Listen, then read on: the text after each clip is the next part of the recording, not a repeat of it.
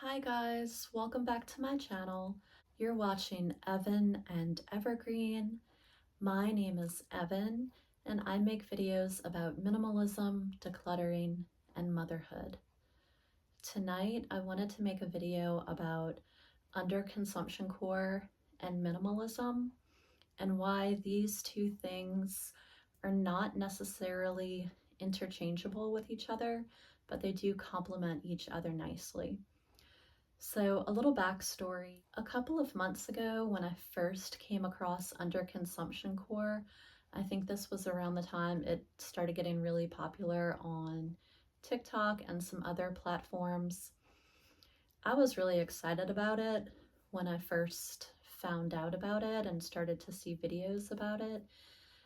And I started to see some videos with titles and headlines along the lines of Underconsumptioncore is just rebranding being poor. I actually saw a video titled that. I don't think I actually watched it. I did make a short video in response to it. It is on my YouTube channel. And then I came across another video titled something like Underconsumptioncore is just rebranding minimalism. I didn't watch that video either. And I didn't want to because I think it's not accurate, it's incorrect. Just by the title of it, I could tell there probably wasn't much truth to the video. That's what I wanted to talk to you guys about tonight. And I actually have a really good real life example involving spatulas. So that's what we're going to talk about tonight. And before I get to the spatulas, I'm going to try to kind of quickly explain why I think minimalism and underconsumptioncore are not the same thing and they're not interchangeable with each other. The idea behind underconsumptioncore is basically that you're not consuming. So you're not participating in the market economy, you're not buying new things. I'm not really sure how it plays into acquiring secondhand possessions, whether it be hand-me-down items, free items, thrifted items. I know for sure that you're not consuming in the way of purchasing new items. People will tend to use what they have until it's used up and it's at the very end of its life cycle. So if you have a pair of shoes, you basically just wear them until they're not wearable anymore, whether that means they have holes in them, they're just falling apart, or they're just not usable anymore. You use something until it's either gone or it's just not any good anymore and it's completely used up, so that you're not consuming and bringing in new products. And this can apply to anything that you have in your house, whether it be furniture, clothing, personal hygiene items, dishes, just anything that you might find in a household. So the main idea behind minimalism is that you're keeping your items, your possessions to a minimum. And everyone that practices minimalism decides what this means for them. Some people might want to have no decor whatsoever and just be strictly down to what they need to function. Some people will keep things that maybe their only purpose is to be beautiful and bring joy to your home in that way. But you're not keeping excess, you're not keeping things that you don't use, you're not keeping more than what you can comfortably fit in a space as far as storage goes. You're not necessarily having things like just in case or extra put away, whether that be clothing, dishes, bedding, just any kind of household items.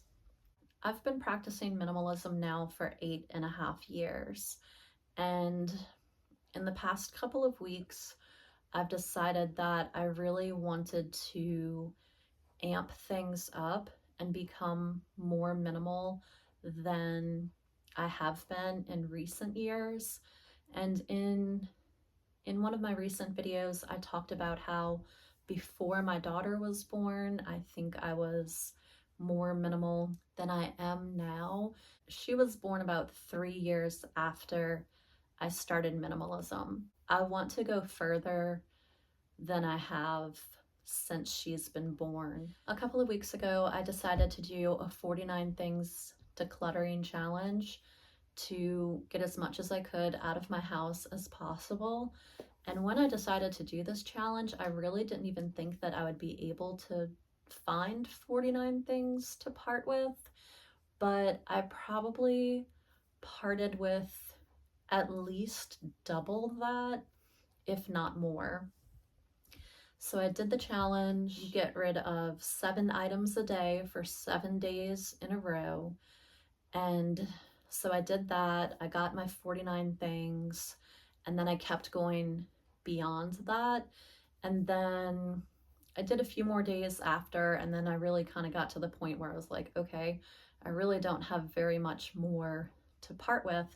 But pretty much every day I've still been, digging in drawers, and just any little teeny tiny thing that I don't need, I'm letting go. So when I was doing the 49 things challenge, I decided to part with this pink salmony colored spatula. At the time, I only owned 2 spatulas, and this one, I only still have it because I was saving it so that I could make this video. So it'll be going into the declutter bag as soon as this video is done. I actually already had it in my car to give it away, but I decided to make this video, so I had to pull it out and bring it back into the house. I decided to let this one go because I use this one every single day, and I realized that if this one were to get damaged or messed up, I would want to go back to the store and repurchase it. I got it at Walmart and it was less than $4, and I really, really like it. If it did happen to get destroyed, I would hope to be able to go to the store and find this same one and purchase it again. So this one literally just sits in my drawer.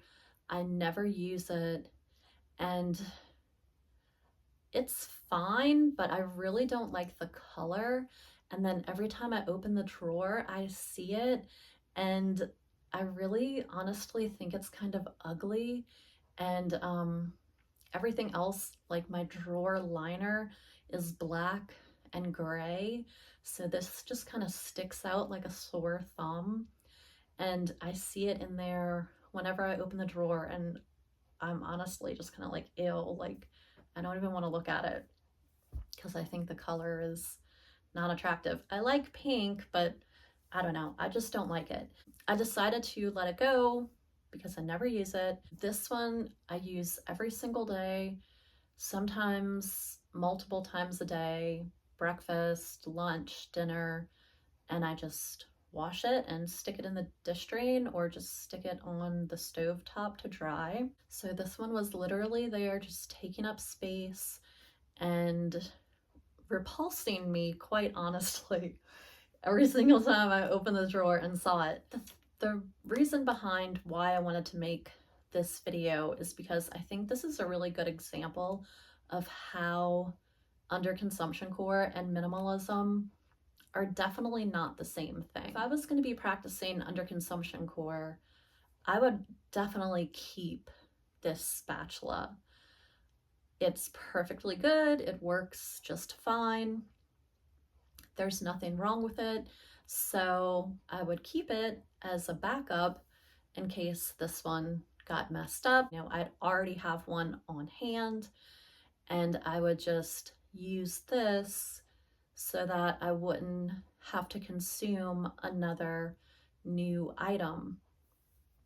But because I'm practicing minimalism and I know that I like this one so much, I'm going to minimize and declutter this one and let it go and get it out of the house. I hope that illustrates for you how minimalism and underconsumptioncore are not the same thing. A few more thoughts on that idea. If you're truly practicing underconsumptioncore, then anything that you already own, you're going to keep it to be able to use when something else that you have runs out. So if you have 10 pairs of shoes, you would keep all of those shoes because when the ones that you're wearing most often are no longer good, then you have 9 more pair that you can pull from and use until those are used up, and those aren't good anymore. But with minimalism, if you have 10 pairs of shoes and they're not your favorite, you don't necessarily like them, they're just sitting there collecting dust, maybe you don't have the space for them, then you might want to go ahead and reduce your shoes by half so that you only have 5. Or you might want to only keep the ones that you really wear on a regular basis, or the ones that are your favorite. You're not gonna hold on to the other ones just so that you can potentially use them in the future. And another thing with minimalism is a lot of people who do practice minimalism, they go for higher quality items. You might have 5 winter coats, and then you might decide, okay, well, this season I want a really nice winter coat. Maybe you're going to be going on like a ski vacation or somewhere it's really cold. I don't know. I live in the deep south, so I don't even think I own a coat. I have like a shacket thing. So maybe a coat wasn't the very best example. I just really tend to dress in layers. But anyway, the idea is that you might decide, okay, these coats that I have, they're not really doing it for me. I'm going to let go of all of these coats and then buy a really nice high quality coat that's going to serve me, over the next however many years. In that instance, you definitely would not be practicing underconsumptioncore, but you would be practicing minimalism, because you'd be going from 5 coats that are, not your favorite or not really serving the purpose that you want them to, and then replacing it with one that you will use consistently and really enjoy. So that's not to say that when you're practicing minimalism, you're always seeking out new high quality items and that you're purchasing new things. That is definitely not the case, but it absolutely can be, because if you're practicing minimalism, as long as you're keeping your number of items minimal, not everyone who practices minimalism is either trying to not spend money, trying to be frugal, trying to be environmentally conscious with their purchases, or anything like that. They could be doing those things, but they don't have to be doing those things in order to be minimal. I hope this video made some kind of sense. If you guys have any questions, please let me know in the comment section. If you have any video suggestions or topics that you would like to see me address, please put those down in the comments. I do have a few ideas for some upcoming videos. If you've watched to the end, I'd love for you to describe. If you've watched to the end, I'd love for you to subscribe. I am trying to get more consistent with making videos, get better at them, just get more comfortable talking to the camera. I'd love to have y'all's support and help this channel to grow. So thanks for joining me this evening, and I'll see you in the next one. Bye. Oh, and as soon as I go back into my bedroom, this spatula is going directly in my current declutter giveaway bag. So happy decluttering. See you next time.